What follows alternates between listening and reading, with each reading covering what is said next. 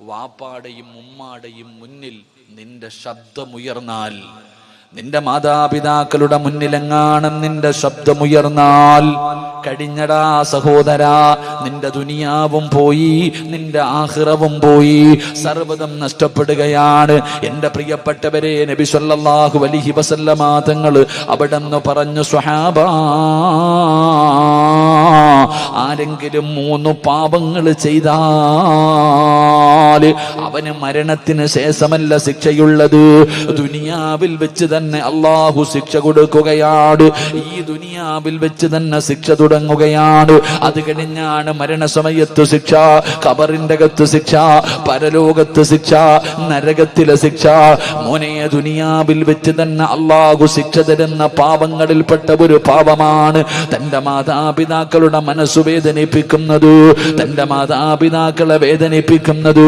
അവൻ അള്ളാഹു ദുനിയാവിൽ വെച്ച് തന്നെ ശിക്ഷ കൊടുക്കുമെന്ന് നബി മുഹമ്മദ് മുസ്തഫ സല്ലല്ലാഹു അലൈഹി വസല്ലമ തങ്ങൾ പറയുമ്പോൾ ഉമ്മാനോട് കയർക്കുന്നവരുണ്ട്, വാപ്പാനോട് കയർത്ത് സംസാരിക്കുന്നവരുണ്ട്, മാതാപിതാക്കളെ തല്ലുന്നവരുണ്ട്. ഈ സദസ്സിലിരിക്കുന്ന വിദ്യാർത്ഥികളോട് ഞാൻ പറയുകയാ, ചെറിയ കുട്ടികളുണ്ടല്ലോ, പടച്ചവനെ ഉമ്മാനോട് കയർത്തു സംസാരിക്കുന്ന മക്കളുണ്ടല്ലോ, എടാ ചെറുപ്പക്കാരാ, ഉമ്മാന്റെ മുന്നിൽ നിന്റെ ശബ്ദമുയർത്തരുത്, ഉമ്മാടെ മുന്നിൽ നിന്റെ ശബ്ദമുയർത്തരുത്. ഉമ്മ ഒരു സ്ഥലത്ത് പോകണ്ട എന്ന് പറഞ്ഞാ പോകരുത്, വാപ്പ ഒരു സ്ഥലത്തേക്ക് പോകണ്ടെന്ന് പറഞ്ഞാ പോകരുത്. അത് എവിടേക്കാണെങ്കിലും പോകണ്ട. ഉസ്താദേ, പോയാൽ എന്തു ചെയ്യും? ഉമ്മ പറഞ്ഞു കളിക്കാൻ പോകണ്ട, ഫുട്ബോൾ കളി കാണാൻ പോകണ്ട, കറങ്ങാൻ പോകണ്ട, ടൂറിന് പോകണ്ട. ഉമ്മ പോകണ്ട എന്ന് പറഞ്ഞാ പിന്നെ നീ പോകരുത്. അപ്പോ നീ ചോദിക്കും, ഉസ്താദേ, പോയാൽ എന്ത് സംഭവിക്കും? മോനെ, നിനക്കൊക്കെ ഞാനൊരു ചരിത്രം പറയാ. ഈ സദസ്സിലിരിക്കുന്ന ചെറിയ വിദ്യാർത്ഥികളുണ്ടല്ലോ, ചെറുപ്പക്കാരുണ്ടല്ലോ, എന്റെ പ്രിയപ്പെട്ട പെൺകുട്ടികളുണ്ടല്ലോ, നിങ്ങൾക്ക് ഞാനൊരു ചരിത്രം പറഞ്ഞു തരാ. ഉമ്മ പറയുന്നത് അനുസരിക്കാത്തവർക്ക് റബ്ബ് കൊടുത്ത ഒരു ചരിത്രം പറയാ. എന്റെ പ്രിയപ്പെട്ട ചെറുപ്പക്കാരാ, നിന്നെ പോലെ ഫദിൽ എന്ന് പറയുന്ന ഒരു ചെറുപ്പക്കാരൻ ജീവിച്ചിരുന്നു. അല്ലാഹുവേ, വാപ്പ മരണപ്പെട്ടു പോയി, ഉമ്മ മാത്രമേ ഉള്ളൂ. ഫദിൽ എന്ന് പറയുന്ന ഒരു ചെറുപ്പക്കാരൻ നിന്നെ പോലെ യുവത്വത്തിന്റെ നടുവിൽ നടന്ന ചെറുപ്പക്കാരനാണ്. അവസാനം ഫദിൽ എന്ന് പറയുന്ന ചെറുപ്പക്കാരനോട് കൂട്ടുകാര് മുഴുവനും പറഞ്ഞു, ഫദിലേ, ഞങ്ങളെല്ലാവരും കൂടെ മക്കത്ത് പോകാൻ തീരുമാനിച്ചു, ഞങ്ങളെല്ലാവരും ഉംറയ്ക്ക് പോകുകയാണ്, നീ ഞങ്ങളുടെ കൂടെ വരുന്നോ ഫദിലേ? ഫദിൽ എന്ന് പറയുന്ന ചെറുപ്പക്കാരൻ പറഞ്ഞു, ഞാൻ എൻ്റെ ഉമ്മാനോട് ചോദിച്ചിട്ട് പറയാം, ഞാൻ എൻ്റെ ഉമ്മയോട് ചോദിച്ചിട്ട് പറയാ. ഫദിൽ എന്ന് പറയുന്ന ചെറുപ്പക്കാരൻ വീട്ടിലേക്ക് ഓടി വന്നിട്ട് തന്റെ പ്രിയപ്പെട്ട മാതാവിനോട് അവിടെ നിന്ന് ചോദിക്കുന്ന, ഉമ്മാ, കൂട്ടുകാര് മുഴുവനും മക്കത്ത് പോവുകയാ, ഞാനും കൂടെ പോകട്ടെ ഉമ്മ? ഉംറ ചെയ്യണമെന്ന് വല്ലാത്ത ആഗ്രഹമുണ്ടുമ്മ. ഫദിൽ എന്ന് പറയുന്ന ചെറുപ്പക്കാരനോട് ഉമ്മ പറഞ്ഞു, എന്റെ പൊന്നുമകന് പോകണ്ട, നീ പോയാ എനിക്കാരുമില്ലല്ലോ, എന്നെ ആരാണ് നോക്കുന്നത്? അതുകൊണ്ട് എൻ്റെ മോൻ പോകണ്ട, പിന്നീടൊരു സമയത്ത് പോകാമെന്ന് ഉമ്മ എവിടെ നിന്ന് പറയുകയാണ്. ഫളിലിന് വല്ലാത്ത വിഷമമുണ്ടായി, പക്ഷേ അവിടെ നിന്ന് കാണിച്ചില്ല. കൂട്ടുകാരുടെ മുന്നിൽ പോയിട്ട് പറഞ്ഞു, എൻ്റെ ഉമ്മ എനിക്ക് അനുവാദം തന്നില്ല, കൂട്ടുകാര് കളിയാക്കുകയാ, കള്ളു കുടിക്കാനും വ്യഭിചരിക്കാനും ഒന്നുമല്ലടാ നിന്നെ വിളിച്ചത്, മക്കത്ത് പോയിട്ട് ഉംറ ചെയ്യുന്നതിന് വേണ്ടിയാണ്, ഇതിനു പോലും നിന്റെ ഉമ്മ അനുവാദം തരുന്നില്ലല്ലോ. കൂട്ടുകാര് മുഴുവനും അവിടെ നിന്ന് കുത്തുവാക്കോ പറയുകയാണ്. അവര് പറഞ്ഞു, നീ വരുന്നെങ്കിൽ വാടാ എന്ന് പറഞ്ഞിട്ട് കൂട്ടുകാര് മുഴുവനും പോകുകയാണ്. ഫദിൽ എന്ന് പറയുന്ന ചെറുപ്പക്കാരൻ തന്റെ വീട്ടിലേക്ക് കടന്നു വന്നു. രണ്ടാമതും ചോദിച്ചു, ഉമ്മാ, എല്ലാവരും മക്കത്ത് പോകുന്നു, ഞാനും കൂടെ പോകട്ടെ ഉമ്മ? ഉമ്മ പറഞ്ഞു, നിന്നോട് പോകണ്ട എന്നാണ് ഞാൻ പറഞ്ഞത്. പക്ഷേ ഫദിലിന് ഇഷ്ടപ്പെട്ടില്ല. വീടിന്റെ അകത്ത് കടന്നു ചെന്നു. അവിടെ നിന്ന് ചിന്തിച്ചു, അല്ലാ, വ്യഭിചരിക്കാനോ കള്ളു കുടിക്കാനോ കറങ്ങാനോ അല്ല, മക്കത്ത് പോകുന്നത് ഉംറ ചെയ്യാനാണല്ലോ. അതൊരു നല്ല കാര്യമാണല്ലോ. എന്തിനാ ഉമ്മയുടെ അനുവാദം എന്തിനാണ്? ഫദിലെന്ന് പറയുന്ന ചെറുപ്പക്കാരൻ പെട്ടെന്ന് തന്റെ സാധനങ്ങൾ മുഴുവനും എടുത്ത് വീടിന്റെ വെളിയിലേക്ക് ഇറങ്ങുമ്പോ ഉമ്മ പറഞ്ഞു, മോനെ ഫദിലേ, പോകല്ലേടാ മോനെ, മോനെ ഉമ്മാടെ വാക്ക് കേൾക്കാതെ ഇറങ്ങി പോകല്ലേ. ഫദിലെന്ന് പറയുന്ന ചെറുപ്പക്കാരനോട് കരഞ്ഞു വിളിച്ചുകൊണ്ട് തന്റെ മാതാവ് പറയുകയാ. പക്ഷേ യുവത്വത്തിന്റെ നടുവിലൂടെ നടന്നു പോയ ഫദില് കേട്ടതുപോലും കാണിച്ചില്ല. അവിടെ നിന്ന് ഇറങ്ങി പോവുകയാണ്. പടച്ചവനെ ചെന്ന് നോക്കുമ്പോൾ തന്റെ കൂട്ടുകാർ മുഴുവനും യാത്ര തുടങ്ങിയിരിക്കുകയാണ്. അവസാനം ഫദില് ഒറ്റയ്ക്കാണ് നടന്നു പോകുന്നത്. അവസാനമല്ലാ മനസ്സിന്റെ ഉള്ളിൽ വല്ലാത്ത പ്രയാസമായി, മനസ്സിന്റെ ഉള്ളിൽ വല്ലാത്ത വേദന. കൂട്ടുകാരാണെങ്കിൽ പോകുകയും ചെയ്തു. ഉമ്മാനെ വേദനിപ്പിച്ചിട്ടാണ് ഇറങ്ങി വന്നത്. സമാധാനമില്ല, സമാധാനമില്ല. അവസാനം ഫദിലെന്ന് പറയുന്ന ചെറുപ്പക്കാരനൊരു പള്ളി കണ്ടു. നിസ്കരിച്ചാ സമാധാനം കിട്ടുമല്ലോ. ഉളുവെടുത്തു പള്ളിക്കകത്ത് കയറി 2 റക്അത്ത് നമസ്കരിച്ചു. നമസ്കാരം കഴിഞ്ഞ് വെളിയിലിറങ്ങുമ്പോ സുബ്ഹാനല്ലാഹ്, നാട്ടുകാര് വന്ന് പിടിച്ചു കെട്ടുകയാ. എന്തേ കാരണമെന്നറിയുമോ? ആ നാട്ടിൽ വലിയ ഒരു വലിയ മോഷണം നടന്നു. കള്ളനോടി വന്നത് പള്ളിയുടെ ഭാഗത്തേക്കാട്. യഥാർത്ഥത്തിൽ കള്ളനോടി രക്ഷപ്പെട്ടു.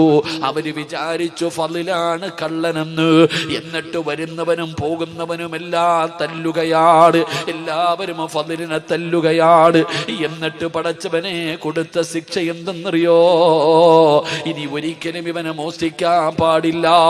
അവന്റെ കൈ 2 വെട്ടിമുറിച്ചു, 2 കാലുകളെ വെട്ടിമുറിച്ചു, 2 കണ്ണും ചൂടുന്നെടുത്തു. ഒറ്റ ദിവസം കൊണ്ട് സർവ്വതും പോയി. എന്നിട്ട് എല്ലാവരും കള്ള എന്ന് പറഞ്ഞ് കളിയാക്കുമ്പോ ഫളില് വിളിച്ചു പറഞ്ഞു, എന്നെ കള്ള എന്ന് വിളിക്കല്ലേ. എന്റെ ഉമ്മയുടെ വാക്ക് കേൾക്കാത്തതിന് അല്ലാഹു എനിക്ക് തന്ന ശിക്ഷയാ. ഫളിലെന്ന് പറയുന്ന ചെറുപ്പക്കാരൻ കിടന്ന് കരയുകയാണ്. അവസാനം കൈയില്ലാതെ കാലില്ലാതെ കണ്ണില്ലാതെ ഫളിലിനെ കൊണ്ടുവന്ന് തെരുവിൽ വലിച്ചെറിഞ്ഞിരിക്കുകയാണ്. അവസാനം അവിടെ കിടന്ന് രക്തത്തിൽ കിടന്ന് കുളിച്ചുകൊണ്ട് നിലവിളിക്കുകയാണ്, അല്ലാഹുവേ, എന്റെ ദുനിയാവും ആഖിറവും പോയല്ലോ അല്ലാ. അല്ലാഹുവേ, എന്റെ ആഖിറവും നഷ്ടപ്പെടുത്തല്ലേ തമ്പുരാനെ. എനിക്ക് മരിക്കുന്നതിന് മുമ്പ് എന്റെ ഉമ്മാനോട് എനിക്കൊന്ന് പൊരുത്തം ചോദിക്കണം തമ്പുരാനെ. തെരുവിൽ കിടന്ന് യാചിക്കുകയാണ്. വഴിയിലൂടെ പോകുന്ന യാത്രക്കാരോട് ഫളില് യാചിക്കുന്നു, അല്ലാഹുവിനെ ഓർത്തിട്ട് എന്റെ ഉമ്മാടെ മുന്നിൽ എന്നെയൊന്ന് കൊണ്ടുപോകുവോ? ഒന്ന് പൊരുത്തം ചോദിക്കാനാ, ഒന്ന് പൊരുത്തം ചോദിക്കാനാ.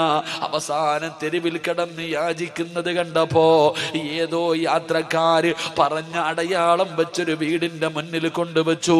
വീടിന്റെ കവാടം തുറന്നൊരു പ്രായമുള്ള ഉമ്മ ഇറങ്ങി വന്നു. അല്ലാ, അവര് ചോദിച്ചു, ഉമ്മ, ഈ കിടക്കുന്ന ചെറുപ്പക്കാരനെ അറിയുമോ ഉമ്മ? പടച്ചവനെ, ഉമ്മ നോക്കുമ്പോ മനസ്സിലാകുന്നില്ല. കൈയില്ല, കാണില്ല, കാലില്ല, രക്തത്തിൽ കുളിച്ചിട്ട് ഒന്നും അറിയുന്നില്ല, ആരാണെന്ന് പോലും അറിയുന്നില്ല. ഉമ്മ പറഞ്ഞു, എനിക്കറിയില്ല, എനിക്ക് മനസ്സിലാകുന്നില്ല. ആ ഉമ്മാടെ ശബ്ദമങ്ങ് കേൾക്കുമ്പോ ഫളിലെന്ന് പറയുന്ന ചെറുപ്പക്കാരന് മനസ്സിലായി അത് തന്റെ ഉമ്മയാണെന്ന്. അവിടെ നിന്ന് വിളിക്കുന്ന ഉമ്മ, ഉമ്മ ഞാനാ ഉമ്മ, ഉമ്മാടെ പൊന്നുമകന് ഫളിലാണുമ്മ. ഉമ്മാടെ വാക്ക് കേൾക്കാതെ ഇറങ്ങിപ്പോയതിന് അല്ലാഹു എനിക്ക് തന്ന ശിക്ഷയാണുമ്മ. അവിടെ നിന്ന് പൊട്ടിക്കരഞ്ഞുകൊണ്ട് നിലവിളിച്ചുകൊണ്ട് പറഞ്ഞു എന്ന് ചരിത്രം പറയുമ്പോ ഇനി പറയടാ, കള്ള് കുടിക്കാൻ പോയതല്ല, വ്യഭിചരിക്കാൻ പോയതല്ല, ഫുട്ബോൾ കളി കാണാൻ പോയതല്ല, സിനിമാ തിയേറ്ററിൽ പോയതല്ല, കൂട്ടുകാരുടെ കൂടെ ഊട്ടിയിലും കൊടൈക്കനാലിലും പോയതല്ല. മോനെ, മക്കത്ത് പോകുന്നത് നല്ല കാര്യമല്ലേ? ഉംറയ്ക്ക് പോകുന്നത് നല്ല കാര്യമല്ലേ? പക്ഷേ ഉമ്മ പോകണ്ട എന്ന് പറഞ്ഞ പോയ ഒരു മകൻ അല്ലാഹു ദുനിയാവിൽ വെച്ച് കൊടുത്ത ശിക്ഷ ഇതാണെന്ന് ചരിത്രം പറഞ്ഞു തരുമ്പോ ഉമ്മാനെ വിറപ്പിക്കുന്ന മക്കള്, മാതാപിതാക്കളുടെ മുന്നിൽ കിടന്ന് വാഴ്ന്നു പറയുന്ന മക്കള്, എന്റെ പ്രിയപ്പെട്ടവരെ, നിങ്ങൾ അവരുടെ മനസ്സു വേദനിപ്പിക്കരുത്. അതുകൊണ്ട് മഹാനായ റസൂലുള്ളാഹി തങ്ങൾ പറയുകയാണ്, ഹാരിസത്ത് ഇബ്നു നുഅ്മാൻ എന്ന് പറയുന്ന ചെറുപ്പക്കാരന്റെ ജീവിതത്തിൽ ഉണ്ടായിരുന്ന രണ്ടാമത്തെ ഗുണമെന്തെന്നറിയുമോ? ഉമ്മാടെ മുന്നിൽ ശബ്ദമുയർത്താത്ത മകനാ. മൂന്നാമതായിട്ട് അല്ലാഹുവിന്റെ പ്രവാചകൻ അവിടെന്ന് പറഞ്ഞു, ആയിഷ, അല്ലാഹുവിന്റെ റസൂൽ അവിടെന്ന് പറഞ്ഞു, മൂന്നാമത്തെ സ്വഭാവം എന്തെന്നറിയോ? തന്റെ ഉമ്മാനെ കാണാൻ ആരെങ്കിലും വീട്ടിൽ വന്നു കഴിഞ്ഞാൽ, തന്റെ ഉമ്മാനെ കാണാൻ ആരെങ്കിലും വീട്ടിൽ വന്നു കഴിഞ്ഞാൽ അവരിറങ്ങി പോകുമ്പോ കൂടെ ഇറങ്ങി പോകും. ഉമ്മാനെ കാണാൻ വന്നിട്ട് പോകുന്നവരുടെ പുറകെ നടന്നു പോകും. എന്നിട്ട് കയ്യിൽ പിടിച്ച് ചോദിക്കും, ഉമ്മ വല്ല പരാതിയും പറഞ്ഞോ? എന്റെ ഉമ്മ വല്ല പരാതിയും പറഞ്ഞോ? എന്റെ ഉമ്മാന് വീട്ടിൽ വല്ലതും കുറവുണ്ടോ? ഉമ്മ ഒന്നും എന്നോട് പറയാറില്ല, ഉമ്മ എന്നോടൊന്നും പറയാറില്ല. എന്റെ ഉമ്മ വല്ല പരാതിയും പറഞ്ഞെങ്കിൽ പറ, മരിക്കുന്നതിന് മുമ്പ് ചെയ്തു കൊടുക്കാനാ. എന്റെ ഉമ്മ മരിക്കുന്നതിന് മുമ്പ് എനിക്കത് ചെയ്തു കൊടുക്കാനാണ്. അള്ളാഹുവേ, ചോദിച്ച് അറിഞ്ഞിട്ട് ചെയ്തു കൊടുക്കുമായിരുന്നു എന്ന് ചരിത്രം പറയുമ്പോ നിങ്ങളോട് എനിക്ക് പറയാനുള്ളത്, ഉമ്മാനെ കാണാൻ വരുന്നവരുടെ പുറകെ നടന്ന് ചോദിച്ചറിഞ്ഞ് ചെയ്തു കൊടുക്കണ്ട.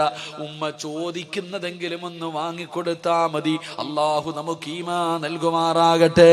മാതാപിതാക്കൾ എന്താണോ ആവശ്യപ്പെടുന്നത്, മോനെ നിന്റെ ഉമ്മയല്ലേ, നിന്റെ വാപ്പയല്ലേ, കൊടുക്കേണ്ടത് അവർക്കല്ലേ പൊന്നുമോനെ. മാതാപിതാക്കൾ ഗുളിക ചോദിച്ചാ വാങ്ങിക്കൊടുക്കാത്തവരുണ്ട്. പടച്ചവനെ, ഒരു ഫർദയുടെ പേരിൽ തല്ലുണ്ടാക്കുന്നവരുണ്ട്. മാതാപിതാക്കളെ പരിഗണിക്കാത്തവരുണ്ട്.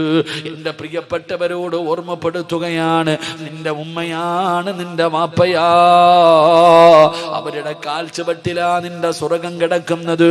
അള്ളാഹുവിന്റെ പ്രവാചകൻ സ്വല്ലല്ലാഹു അലൈഹി വസല്ലമ തങ്ങളോട് ഒരു സഹാബി ചോദിച്ചു, നബിയേ, എനിക്ക് ഏറ്റവും കൂടുതൽ കടമ ആരോടാ നബിയേ? റസൂലുള്ള പറഞ്ഞു, ഉമ്മയോടാണ്. പിന്നെ ആരോടാ നബിയേ? ഉമ്മയോടാണ്. പിന്നെ ആരോടാ നബിയേ? ഉമ്മയോടാണ്. പിന്നെ ആരോടാ നബിയേ? വാപ്പയോടാണ്.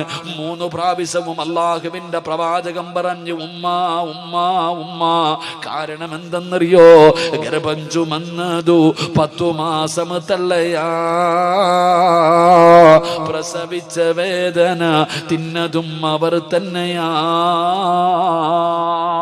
പാലൂട്ടി നിന്നെ വളർത്തലും അവരാണ്. ഈ 3 കാര്യം ഉപ്പയിൽ ഒഴിവാണ്. ഗർഭം ചുമന്നതുമ്മയാണ്, നൊന്ത് പ്രസവിച്ചതുമ്മയാണ്, പാല് തന്ന് വളർത്തിയതുമ്മയാണ്. അതുകൊണ്ട് ഈ സദസ്സിൽ നിരന്നിരിക്കുന്ന മക്കളോട് പറയുകയാ, പണക്കാരന്റെ മകളെ കിട്ടിയപ്പോ, തൊലിവെളുപ്പുള്ള ഒരു പെണ്ണിനെ കിട്ടിയപ്പോ പെറ്റ ഉമ്മാനെ കണ്ണുനീര് കുടിപ്പിക്കുന്ന മക്കളുണ്ട്. അവർക്ക് നേരെ ചൊവ്വ ഭക്ഷണം കൊടുക്കാത്തവരുണ്ട്, വസ്ത്രം വാങ്ങിക്കൊടുക്കാത്തവരുണ്ട്, മരുന്ന് വാങ്ങിക്കൊടുക്കാത്തവരുണ്ട്. വീടിന്റെ അകത്ത് കിടന്ന് നരകിക്കുകയാ മാതാപിതാക്കള്. എന്റെ പ്രിയപ്പെട്ടവരെ, എങ്കിൽ അല്ലാഹു നിങ്ങൾക്ക് തരുന്ന ശിക്ഷ എന്തെന്നറിയുമോ? മാതാപിതാക്കളുടെ മനസ്സു വേദനിപ്പിക്കുന്ന ഏതെങ്കിലും ഒരു മനുഷ്യനുണ്ടല്ലോ, ഒരു വാക്കുകൊണ്ടെങ്കിലും നിങ്ങൾ ആരെങ്കിലും നിങ്ങളുടെ മാതാപിതാക്കളുടെ മനസ്സു വേദനിപ്പിച്ചിട്ടുണ്ടോ? അല്ലാഹു ഈ ദുനിയാവിൽ വെച്ച് തന്നെ നിനക്ക് 3 ശിക്ഷ തരുമെന്ന് നബി മുഹമ്മദ് മുസ്തഫ സല്ലല്ലാഹു അലൈഹി വസല്ലമ തങ്ങൾ പറയുകയാ. മാതാപിതാക്കളുടെ മനസ്സു വേദനിപ്പിച്ച ഏതെങ്കിലും മക്കള് തല്ലണമെന്നില്ല, ചീത്ത വിളിക്കണമെന്നില്ല, നിന്റെ ഒരു വാക്കുകൊണ്ടെങ്കിലും പെറ്റ തള്ളയെ വേദനിപ്പിച്ചിട്ടുണ്ടോ? ജന്മം നൽകിയ വാപ്പയുടെ മനസ്സിൽ വേദനയുണ്ടാക്കിയിട്ടുണ്ടോ? മരിക്കുന്നതിന് മുമ്പ് അള്ളാഹു നിനക്ക് 3 ശിക്ഷ തരുമെന്ന് നബി മുഹമ്മദ് മുസ്തഫ സ്വല്ലല്ലാഹു അലൈഹി വസല്ലമ തങ്ങൾ പറയുമ്പോ എന്റെ പ്രിയപ്പെട്ടവരെ ഈ 3 ശിക്ഷ പറഞ്ഞിട്ട് ഞാൻ നിർത്തുകയാണ്. അള്ളാഹു നമുക്ക് ഈമാൻ നൽകി അനുഗ്രഹിക്കുമാറാകട്ടെ.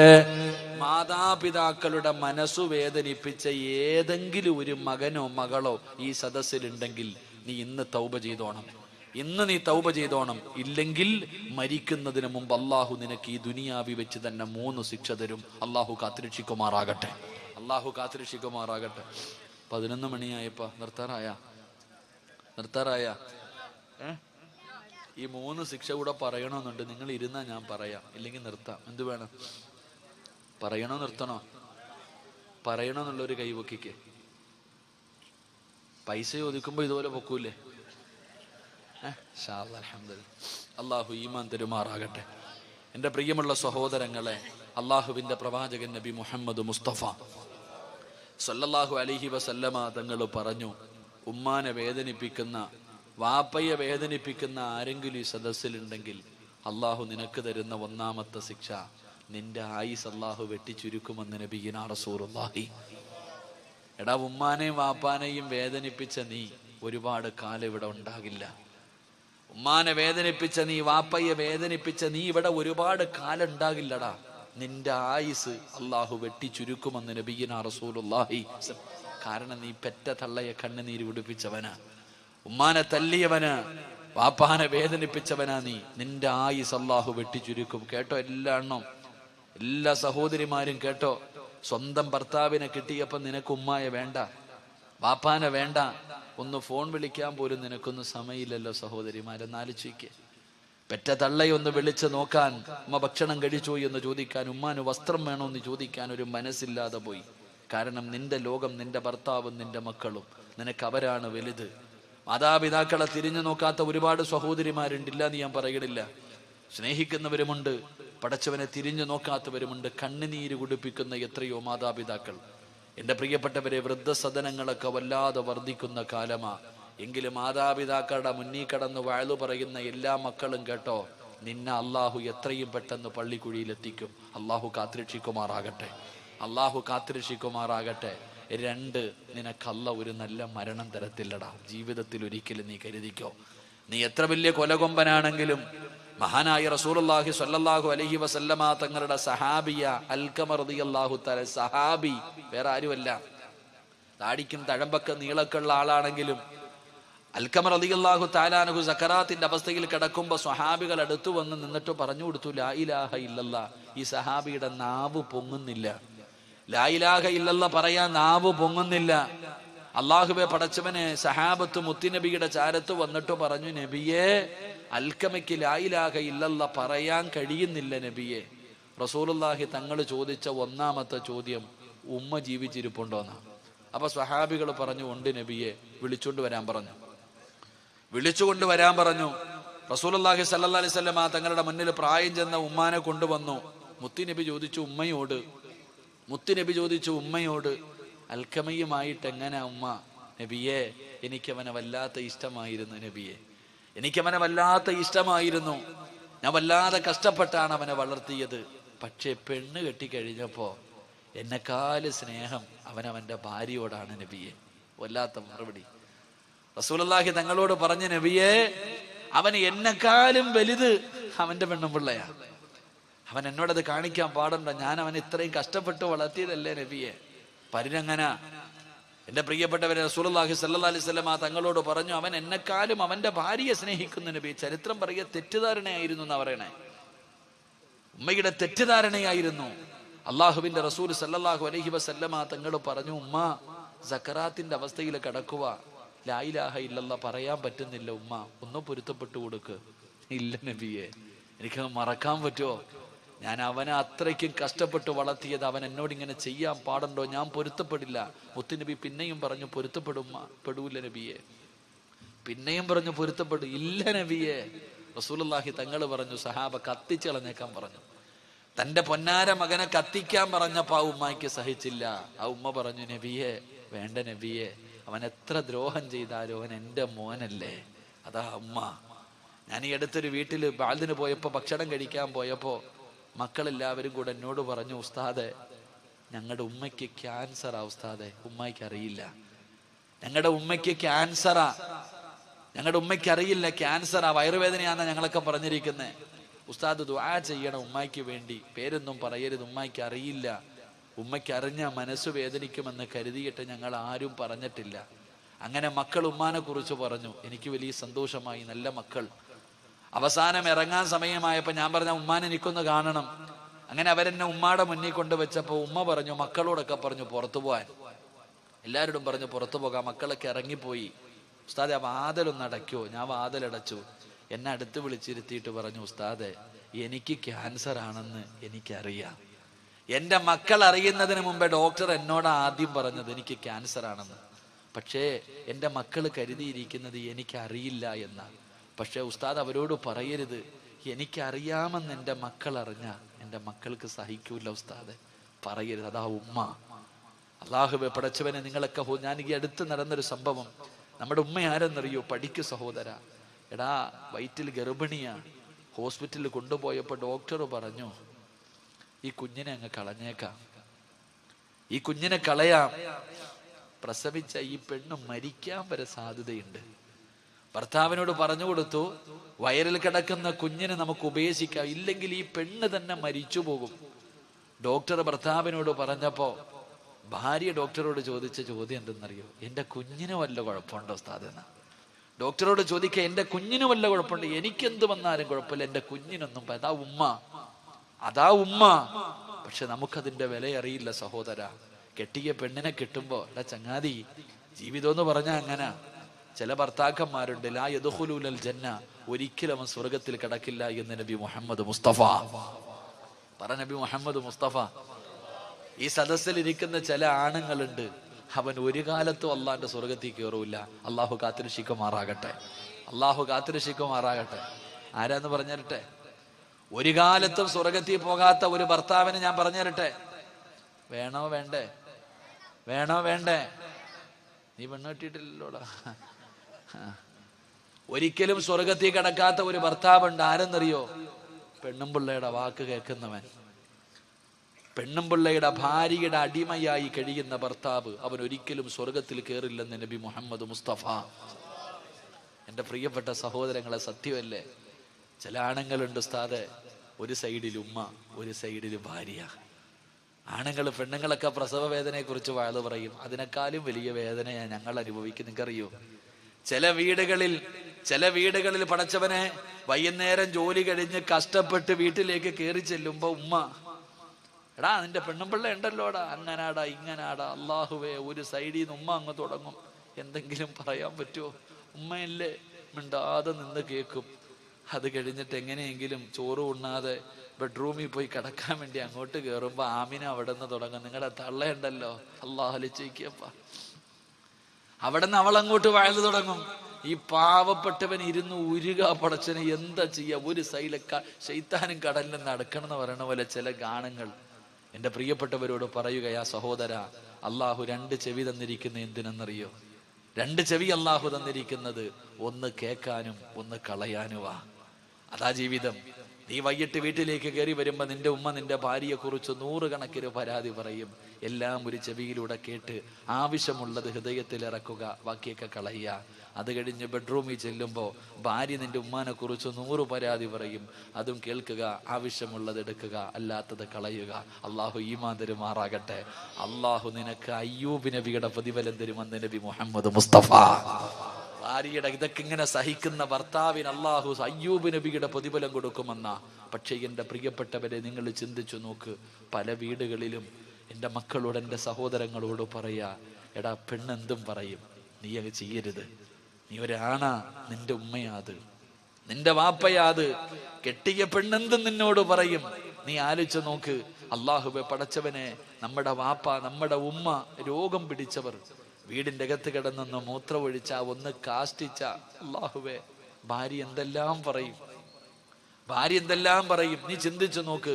ബോധമുള്ള ഒരു ഉമ്മ കട്ടിലിൽ കിടന്ന് മൂത്രമൊഴിക്കോ? ഒരല്പമെങ്കിലും ബോധമുള്ള ഒരാള് ബെഡ്റൂമിന്റെ അകത്ത് കിടന്ന് വിസർജിക്കുവോ? തന്റെ വീടിന്റെ അകത്ത് തുപ്പോ? തുപ്പില്ല. ബോധമുള്ളവർ ചെയ്യില്ല. പക്ഷെ രോഗം പിടിച്ച് ഓർമ്മയില്ലാതെ കിടക്കുന്ന നിന്റെ ഉമ്മ ഒന്ന് മൂത്രമൊഴിച്ചാ, ഒന്ന് കാഷ്ടിച്ചാ, ഭാര്യ വന്നിട്ട് പറയും, നിങ്ങളുടെ ഉപ്പാടെ ഉമ്മാടെ മൂത്രവും കാഷ്ടവും വാരാ എനിക്ക് വയ്യ, എവിടെങ്കിലും കൊണ്ടുപോയി കളമനുഷ്യ. അല്ലാഹുവേ, ഈ പെണ്ണിങ്ങനെ പറയുമ്പോ ആ പെണ്ണിന്റെ വാക്ക് കേട്ടിട്ട് നേരെ ചെന്നിട്ട് ഉപ്പാടെ മുന്നിൽ കിടന്ന് ചാടുന്ന മക്കളുണ്ട്, ഉമ്മാടെ മുന്നിൽ കിടന്നുകൊണ്ട് ഉമ്മാനെ തല്ലുന്ന മക്കളുണ്ട്. എങ്ങനെ കഴിയുന്ന സഹോദരാ നിനക്ക്? നീ ഇത്രയും കരുണയില്ലാത്തവനായി പോയോടാ. എടാ, ഉമ്മ മൂത്രം ഒഴിച്ചാൽ കഴുകിയ വൃത്തിയാകുമല്ലോ. ഉമ്മാടെ മൂത്രമല്ലേ, ഉപ്പാടെ കാഷ്ടമല്ലേ. നിന്റെ ഉമ്മ ഒന്ന് വീടിന്റെ അകത്ത് തുപ്പിയ കഴുകടാ, തുടച്ചുകളാ, പൂവല്ലോ. എന്ത് നീ നമ്മളെ കുറിച്ച് ചിന്തിക്കാത്തത് എന്തേ? നിന്റെ ഉമ്മ ബെഡ്റൂമിന്റെ അകത്തുനിന്ന് മൂത്രം ഒഴിച്ചാൽ നിനക്ക് പറ്റണില്ല, നീ എവിടെ കിടന്നാടാ മൂത്രം ഒഴിച്ചേ?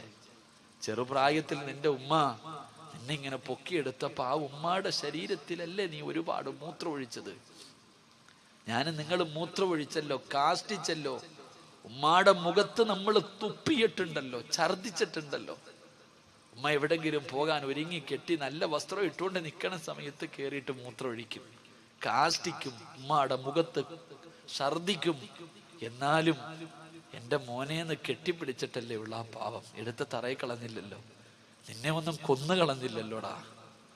അത്രയും സ്നേഹിച്ച ഉമ്മാനെ ഉപ്പാനെ നിനക്കിന്ന് അധികം പറ്റി ഒരു തൊലിവെളുപ്പുള്ളവൾ എന്തെങ്കിലും പറയുമ്പോ നീ അവരെ തല്ലാ നിൽക്ക, അവരെ കണ്ണുനീര് കുടിക്കുക. ഒരു പെണ്ണിന്റെ വാക്ക് കേട്ടിട്ട് നീ പട്ടിണി കിട്ടിരിക്ക.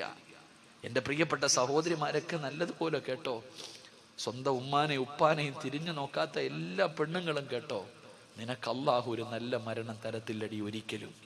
ഈ ലോകത്ത് നിന്ന് യാത്ര പറയുന്ന സമയം ആര് ലാ ഇലാഹ ഇല്ലല്ലാഹ് പറഞ്ഞു തന്നാലും പറയാൻ നിന്റെ നാവ് പൊങ്ങത്തില്ലെന്ന് നബി മുഹമ്മദ് മുസ്തഫ.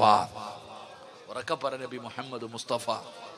ദുനിയാവിൽ അല്ലാഹു തരുന്ന മൂന്നാമത്തെ ശിക്ഷ എന്തെന്നറിയോ? ഉമ്മാനെ ചീത്ത വിളിച്ചവനെ, ഉമ്മാനെ തല്ലാൻ കൈപൊക്കിയവനെ, ഉമ്മയുടെ മനസ്സ് വേദനിപ്പിച്ചവനെ നീ എഴുതി വെച്ചോ, നീ എഴുതി വെച്ചോ. ഉറങ്ങുന്നവൻ നല്ലതുപോലെ കേട്ടോ, അല്ലാഹു നിനക്ക് ദുനിയാവിൽ തരുന്ന മൂന്നാമത്തെ ശിക്ഷ, നിന്റെ ഉപ്പാനെയോ നിന്റെ ഉമ്മാനെയോ നീ വേദനിപ്പിച്ചിട്ടുണ്ടെങ്കിൽ, ചീത്ത വിളിച്ചിട്ടുണ്ടെങ്കിൽ, അവരെ കണ്ണുനീര് കുടിപ്പിച്ചിട്ടുണ്ടെങ്കിൽ, നീ അവരെ തല്ലാൻ കൈപൊക്കിയിട്ടുണ്ടെങ്കിൽ, മോനെ, നിന്റെ മക്കളും മരിക്കുന്നതിന് മുമ്പ് നിന്നോടത് തിരിച്ചു ചെയ്യുമെന്ന് ആദരവായ പ്രവാചകൻ നബി മുഹമ്മദ് മുസ്തഫ.